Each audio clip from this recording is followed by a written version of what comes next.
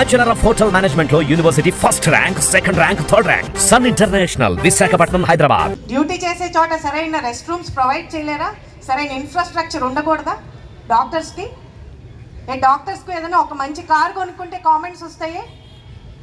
ఇంకొకటి, మేము Vijayawada obstetrics and gynaecological society and federation of OBG societies of India, federation of obstetrics and gynaecological societies of India ఆధ్వర్యంలో say no to violence against women Dheera అనే programme తీసుకుని గత 4 సంవత్సరాలుగా చుట్టుపక్కల ఉన్న స్కూల్స్, కాలేజెస్కి వెళ్ళి మగపిల్లల్ని కూడా ఇంక్లూడ్ చేసి మేము సెన్సిటైజ్ చేస్తూ ఉన్నాం.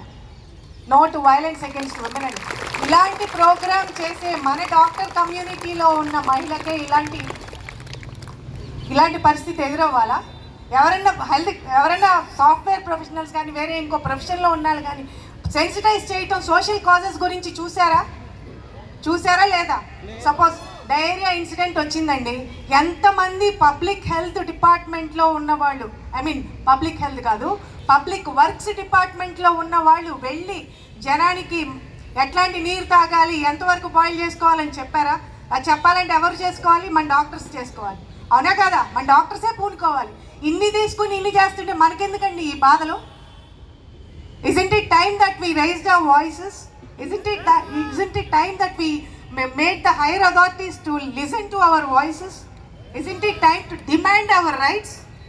Isn't it not request our rights, demand our rights? Demand in a big way. మళ్ళా ఎవరు డాక్టర్ అనే వాళ్ళ మీద చెయ్యి వేయకుండా చట్టం తీసుకొచ్చేటట్టు మనం చేయాలి. ఫర్ ఎగ్జాంపుల్, కేరళలో యాజ్ యు నో ఒక లేడీ డాక్టర్ ని మర్డర్ చేశారు. తర్వాత వాళ్ళు ఒక ఆర్డినెన్స్ తెచ్చుకుని దాన్ని చట్టం చేసుకున్నారు. ఆ చట్టం ప్రకారం ఏదైనా సరే డాక్టర్స్ మీద నర్సినా కానీ దే ఆర్ లయబుల్. అట్లాంటి చట్టం ఎవరన్నా దీంతో వ్యతిరేకిస్తారా? I don't think so. Isn't it? మనం అంటే ఎంత కక్ష ఉన్న వాళ్ళు కూడా మనకు ఆ రోజు దండం పెట్టారు. అలాంటి మనం దుర్మార్గుల చేతిలో మనలో ఒక అబల అనుకోవాలా? మనందరం సబలలో, మనం ఎవరో అబలలం కాదు. Don't be weakened by this single incident. All of you become strengthened by this incident. That is what I would like to say. Duty చేసే చోట సెక్యూరిటీ లేనప్పుడు అసలు డ్యూటీ ఎందుకు చేయాలి? ఎక్కడైనా వేరే ఏ ప్రొఫెషన్లో అయినా 36 గంటలు డ్యూటీ అవర్స్ ఉన్నాయా? లేవా? లేవు కదా. మరి మనకెందుకు ఇది? సరైన రెస్ట్ రూమ్స్ ఉండవు, సరైన ఫుడ్ ఉండదు. ఆ డిక్లేయర్స్ అని ఛేదించుకెళ్ళి మనం సాధించుకుందాం. ఏం సాధించుకుందాం?